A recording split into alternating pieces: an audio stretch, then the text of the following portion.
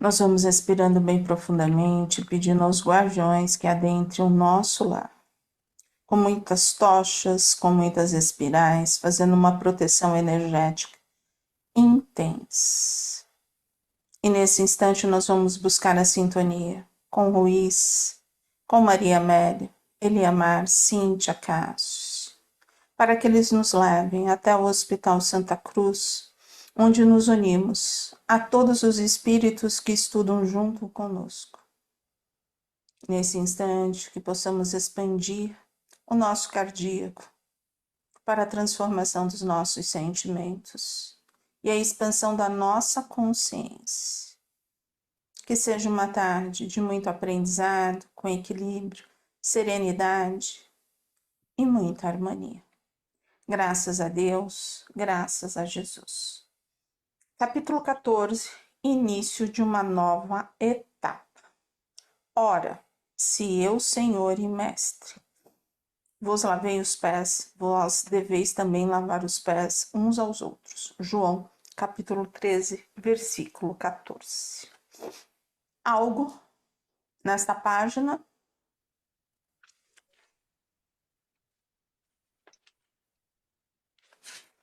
Na próxima página. Se não tem nesta página, na próxima página.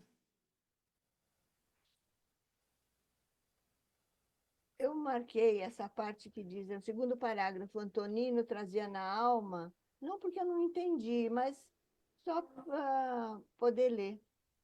Tá bom. Pode ser? Antonino trazia na alma um torturante sentimento de fracasso por se afastar das tarefas em busca de novas vivências.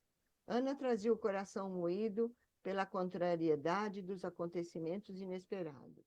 Amava Antonino, com quem nem sequer poderia partilhar a convivência dali para frente. Calixto, impassível de seu afeto, negava sua dor e preenchia o vazio com visões futuristas para os seus projetos, sempre alegando que Lúcifer e seus asseclas conseguiriam o que queriam. É verdade que ninguém poderia lhe tirar a razão, embora fosse essa uma visão com um foco completamente diferente das necessidades mais reais do aprendizado que ora se encerrava. Quer dizer, que ali cada um foi, né? Cada um foi, não ficaram mais juntos, né? Os três se Não, houve a separaram. separação. Mas assim, no diferente era distante das necessidades mais reais no aprendizado que ora se encerrava. E aí onde que tá? A gente nunca assume as responsabilidades. A gente sempre terceiriza. Para o outro. Em um lugar, não sei se é antes ou depois disso, está falando que é, eles atribuíam tudo o que aconteceu à obsessão, né? E não é assim. Na realidade, a obsessão só foi possível pela forma deles pensarem, agirem, por causa das posturas que eles tinham. Porque senão não teria obsessão. Senão não teria obsessão. É o E contrário, assim, em né? todo lugar. Eles que possibilitaram a obsessão. Não foi a obsessão que veio por nada atrás deles, né? E não é Mas é, atrás mas é, deles. mas é sempre assim. É com É todos. sempre assim. Sim, Sempre é a gente que possibilita a obsessão. Entendeu? Eles vão tentar a gente o tempo inteiro, né? Mas é a gente que possibilita a obsessão. certo. Começa uma insuflação leve, ali é o orar e vigiar. Se a gente dá abertura, a gente começa a cair. E aí a gente vai levando para todos os lugares que nós estamos. Dentro da casa espírita, no ambiente de trabalho, dentro de casa. Isso começa a ficar uma complexidade. A gente não vai ter paz em lugar nenhum. Só que é isso, não são os obsessores. Somos nós que demos a brecha. E é por isso que eu falo, a gente sempre terceiriza, a gente coloca a culpa no outro. Mas nada vai acontecer com a gente se a gente não estiver aberto a isso. Estiver na vibração do outro, na mesma sintonia, né? Então, às vezes não é que a gente está na sintonia deles, mas é porque a gente tem as dificuldades dentro de nós. Aí a gente abre uma brecha. Nem sempre é a mesma sintonia, mas nessa brecha eles começam a buscar. A brecha aberta abre oportunidade para insuflação, e aí daí a gente só vai caindo, né? Se a gente der vazão a essa insuflação. Aí a gente pode dar um exemplo. Eu tenho muito medo.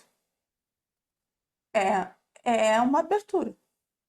Porque às vezes você vai falar assim, eu não tô com raiva. A raiva também é uma abertura, mas o medo também é. Medo, insegurança, ansiedade são. E ali começa num pontinho. E aí eles vão utilizar como uma insuflação, eles vão aumentando.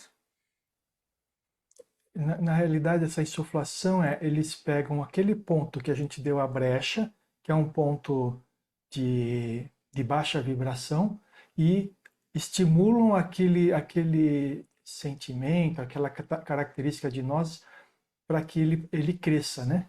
A gente já está predisposto a tal coisa, e aí ele vai crescendo. Aí, para que a gente passe para uma outra conversa. Como que é assim que vem crescendo? Sabe aquelas ideias malucas que vocês não sabem de onde que vem? Vocês estão pensando numa coisinha bem pequena, de repente começa a aumentar, parece que aquilo dali se vira um turbilhão. É dessa forma. E é por isso do orai e vigiai. E é por isso que quando começa a vir esses pensamentos recorrentes, a gente de alguma forma tem que cortar ele. Outra pessoa corta? Não. Só nós mesmos. Através de muitas orações, através de meditação, através da busca do equilíbrio. Através de ocupar a mente com alguma coisa produtiva. Verdade. Outra coisa. Vai fazer outra coisa totalmente diferente. Entendi. Bora, o que mais?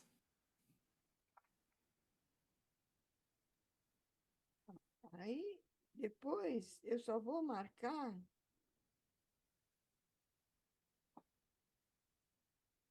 Eu tô bem na outra folha lá, no final do parágrafo lá.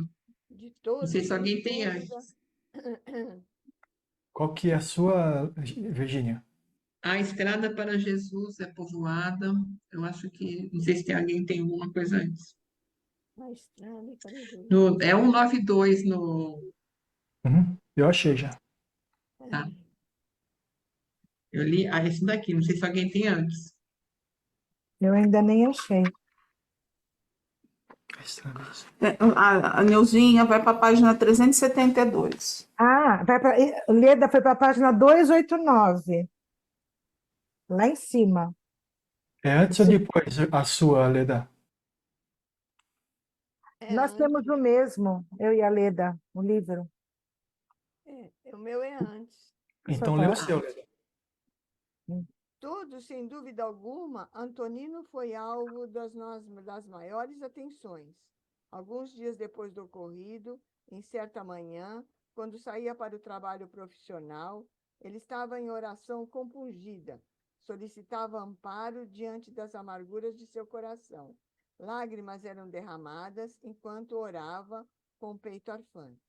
Um dilacerante sentimento de fracasso tomava conta do médium. Suas indagações justas e seus pedidos límpidos os deixaram emocionados. A queixa mais marcante do médico, no entanto, era sobre suas atividades espirituais. Que faria agora? Que rumo tomaria ante o inesperado? Teria se precipitado ou o caminho era esse? Quer dizer, ele, com essa tristeza toda dele, né? Porque aqui ele estava muito, muito triste, ele não poderia dar uma abertura aqui, para ter uma insuflação, para ser. Então, Leda, quando a gente sai de uma casa, Isso do aí. jeito que como houve a separação, esse sentimento é um sentimento de fracasso do médium. O médium sente que ele fracassou, então é um tempo. Aí não é uma abertura, é um sentimento que Mas ele... poderia dar uma brecha, assim, se dependendo da forma como ele estivesse pensando. Se ele ficasse com raiva, É. Se ele se sentisse a vítima, entendeu? Ali ele, Na realidade, o que ele estava decepcionado com ele mesmo por não ter vencido a prova, entendeu? é.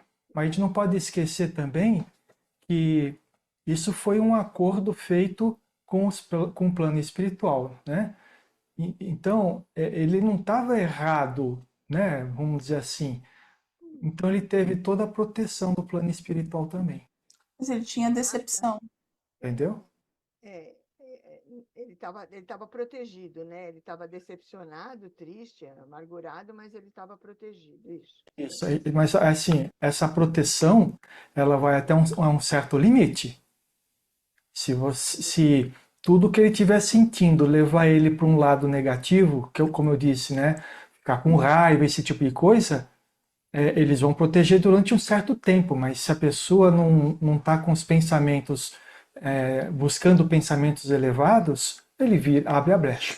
E ali tinha uma coisa muito forte nele, né? Eu acho que assim, ele tinha assumido a responsabilidade que ele dos sentimentos dele, Uhum. né?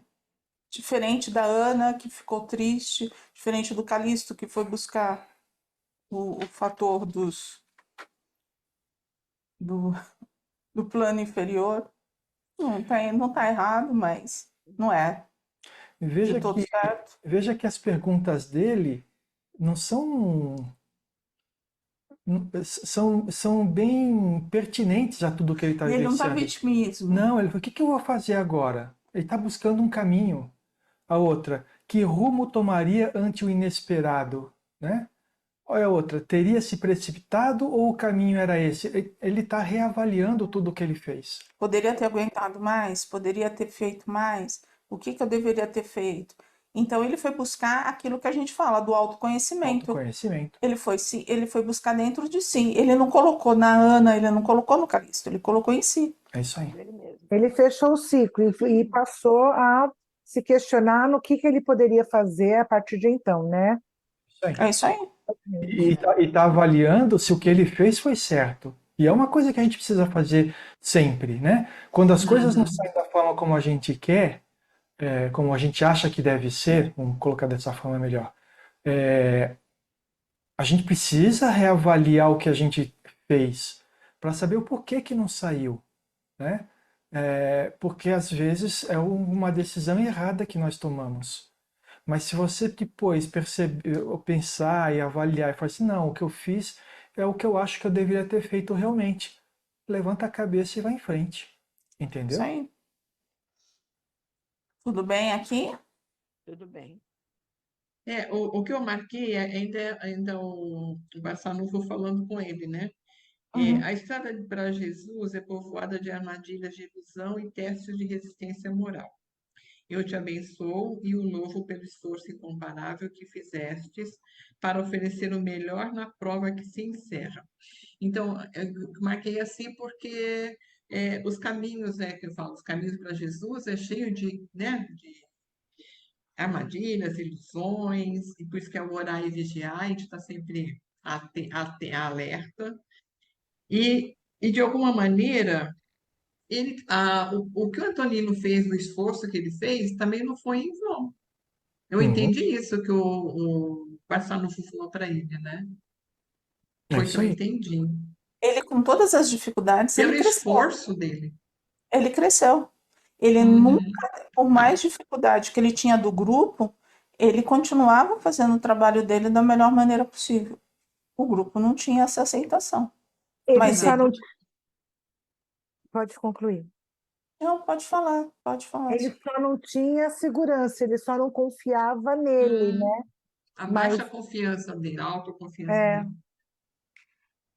Olha, eu digo que assim, quando o médium tem essa modalidade de prova, a maioria dos médiums são inseguros. E ele precisa de um grupo que o sustente. Porque tem um grupo, ele já tem uma mediunidade que, que é bem sensível. E receber críticas o tempo inteiro é uma vibração contra o tempo inteiro. Acho que a crítica até não é tanto o problema é a desconfiança. É o Desconfiança pior. porque o médium, eu nunca, não tenho esse tipo de mediunidade, mas eu entendo que o médium está o tempo inteiro desconfiando de si mesmo e sempre achando que aquilo que ele está falando pode ser coisa dele mesmo. E você tem que prestar muita atenção, né? Você tem que prestar muita atenção, você tem que estar ali. E se você trabalha, eu falo por mim, não tenho essa mediunidade ostensiva que o Antonino tem. Mas, assim, é difícil. É difícil quando você trabalha num grupo que você, ao invés de você receber vibrações positivas, você recebe vibrações negativas. Não é tão simples assim. Você modifica totalmente as ondas, é difícil de trabalhar. Então, assim, ele tinha feito o trabalho dele, né, da melhor maneira possível. Aí a desconfiança que deixou ele um pouco mais inseguro. É isso aí. Mas é muito ruim. A desconfiança, quando você sente, é muito ruim. É sim. E aquilo que assim a gente foi ensinado. Cada médium vai, se a gente tiver assim, que nem você já viu. Virgínia viu uma coisa, a Vera viu outra, eu vejo outra. A gente é num complemento. Às vezes a gente vai formar um triângulo ali e uma complementando a outra. Uma é melhor do que a outra? Não, cada uma está numa frequência para poder juntar tudo. Só que se tem uma pessoa que fala assim, ah, mas você está falando isso, você está falando aquilo, e coloca isso em questionamento, aquilo não soa, pra gente é ruim, porque é aquilo, a gente tem horas que nem ontem. Ontem, vai, pela minhas por ter feito químio na quinta, com tudo, muita coisa eu não me recordo. Então o que que eu via? Eu via o trabalho, eu escutava o Zé, eu via tudo que ele estava falando, mas eles me afastaram. Porque eu não estava no meu 100%. Agora, se vem uma pessoa e começa a me questionar, eu falo assim, ontem eu não ia responder, eu tinha alguns flashes. E aí, à noite, quando a gente foi para o trabalho à noite, eu ainda falava, Leda, ô Leda. Aí ela ficava assim me olhando e falava assim, por quê? Porque ontem eles me retiraram para eles poderem me utilizar. Se eu tenho questionamento, ontem era o dia, então onde você estava? Eu estava mais retirada por causa do meu corpo. Mas se não tem uma vibração, a gente não conseguia nem, a gente não conseguiria nem dar mensagem. Então, é por isso que o grupo funciona. Se a gente estiver alinhado. Se a gente não tiver, o grupo não funciona. Algo mais?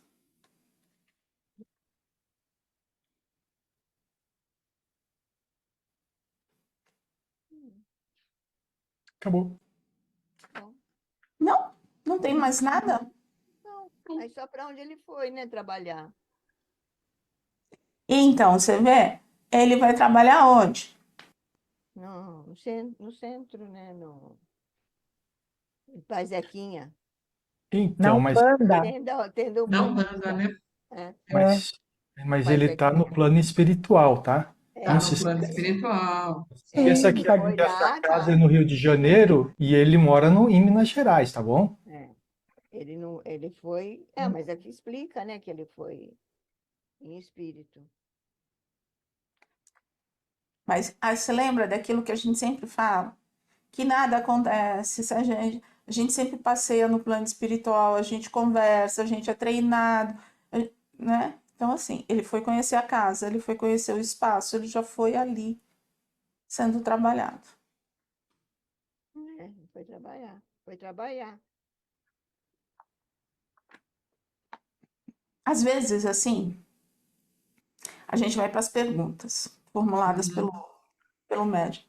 Mas, assim, a gente chegou no final desse capítulo, né, desse livro. E aí? O que que deu para tirar?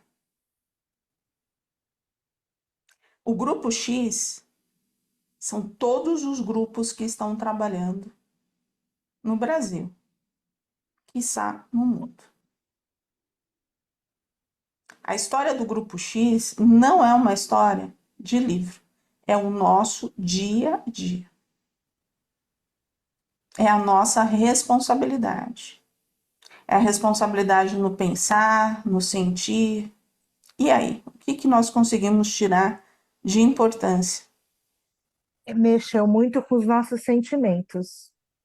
Aquilo que a gente tem de pior. Inclusive, eu digo a gente, eu, no caso, me vi em muitas situações, muitas coisas que eu tenho que repensar, atitudes que eu tenho que deixar de fazer. Esse livro, os outros me tocaram, mas esse eu achei que pegou no meu, no meu âmago, assim, bem fundo mesmo. Esse mexeu demais. Muito, muito, muito.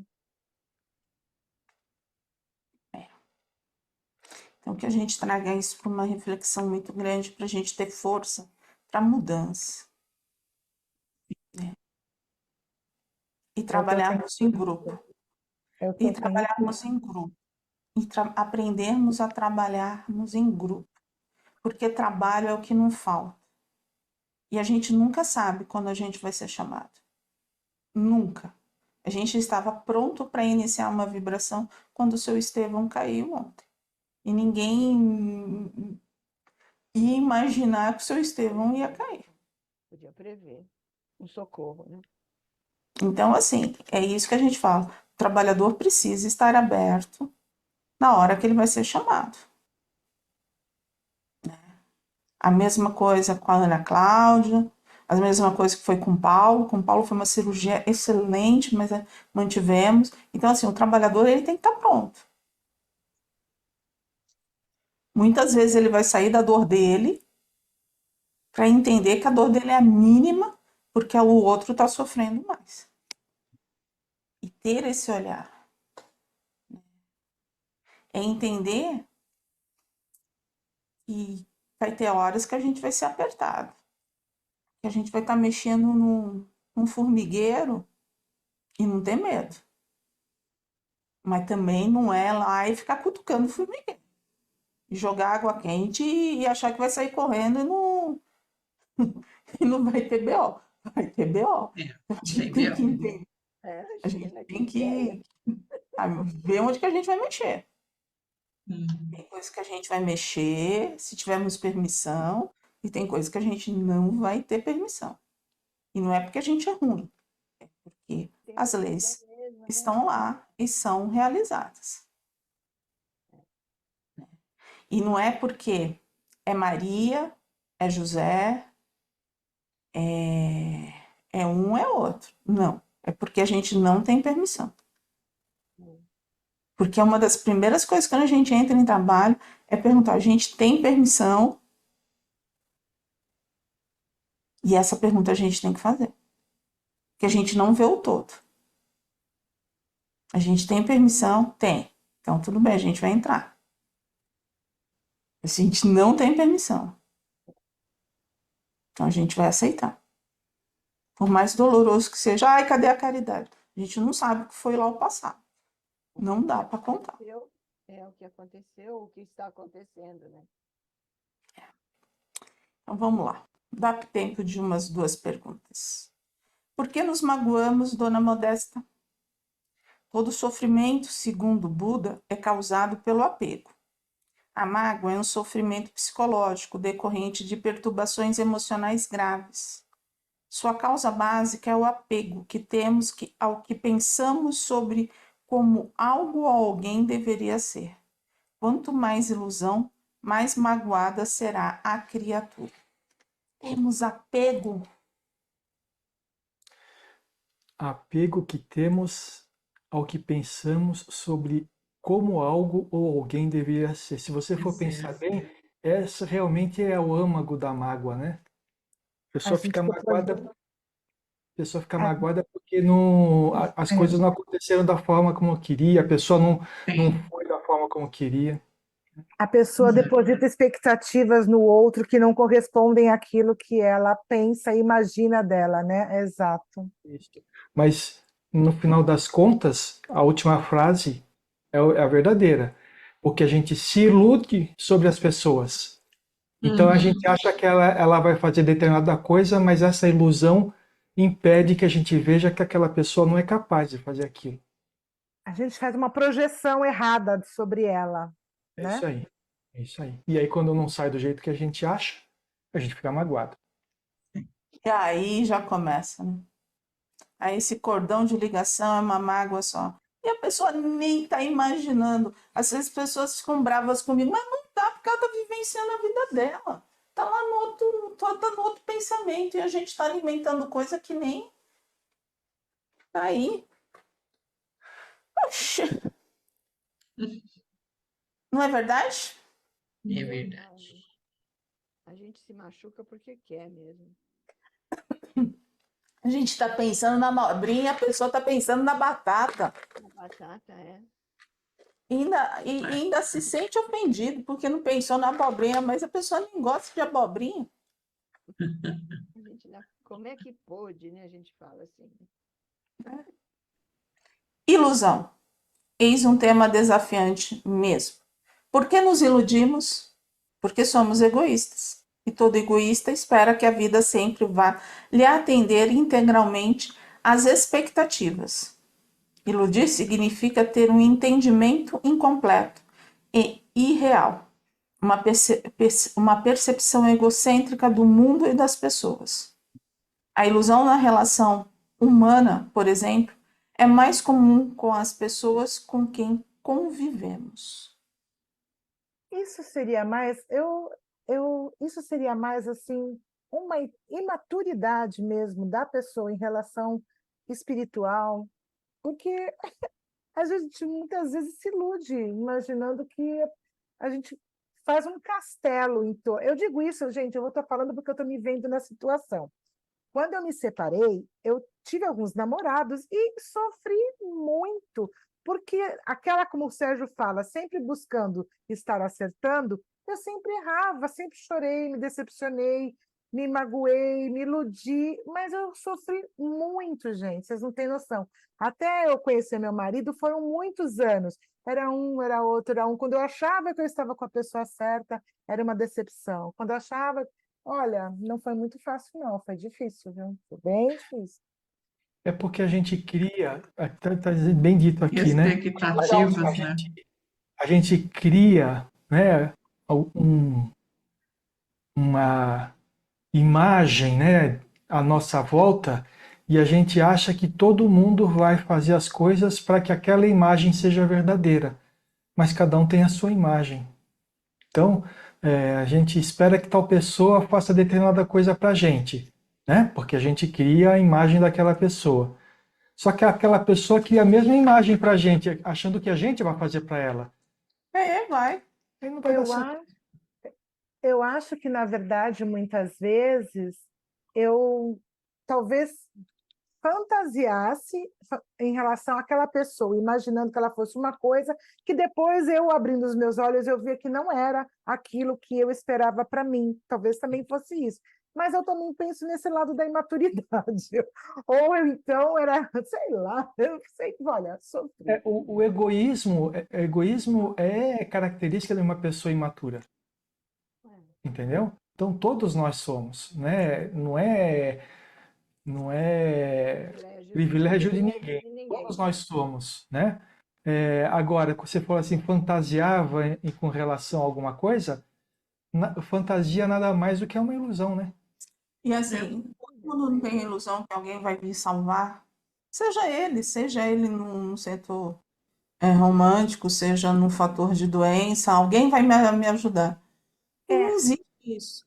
É a era a salvação. fase, era a fase que eu pensava que ele traria a minha felicidade, entendeu? Quando eu Ah, estava, na verdade, infeliz comigo mesmo, depositando expectativa nas pessoas, achando que eles realmente seriam os meus salvadores. Quando a felicidade é o que estava não buscando dentro de mim, é buscando isso, nos outros. A gente joga essa responsabilidade. é E isso isso não mesmo. é só no relacionamento amoroso. Isso é dentro da família, dos amigos, em qualquer lugar, dentro de um tratamento de saúde. Ah, você vai me salvar. E o que você vai fazer? Né? A pessoa que está lá do outro lado. Tá, eu vou tentar fazer o meu máximo, mas e você vai fazer o quê? Você vai ficar sentado esperando ou você vai dar, bora? Dentro de um grupo, né? Dentro de um grupo, tem gente sempre que é mais Afoita. Dentro de um grupo também, mas pelo amor de Deus, não toca fogo no grupo, né? Porque assim, fogo no parquinho, ó, e depois a gente tem que sair correndo. Não dá, não. Vamos. Uma sala de Cada um aula, assumindo a sua uma sala resposta, de tá bom. aula, uma reunião de escoteiro, de bandeirante, qualquer grupo. Mas eu já falo aqui no Pingo de Luz. Tudo bem, gente, vamos acalmar. Cada um assumindo a sua resposta. Mas não toca muito foguinho, não, porque fogo no parquinho, porque eu nem sei, Grupo. tem muito médico. E sair correndo não dá. Né, Virgínia? Às vezes não dá tempo. Não dá tempo. Não dá tempo. Qualquer grupo, gente. Vamos parar aí? Olha, a Leda, de bandeirantes, de escoteiro, eu não fui bandeirantes. Você foi bandeirante? Eu Eu fui fui. bandeirante. Eu Tu fui foi bandeirantes? Eu não fui. Eu fui Ó, bandeirante. paramos aqui. E qual a razão disso?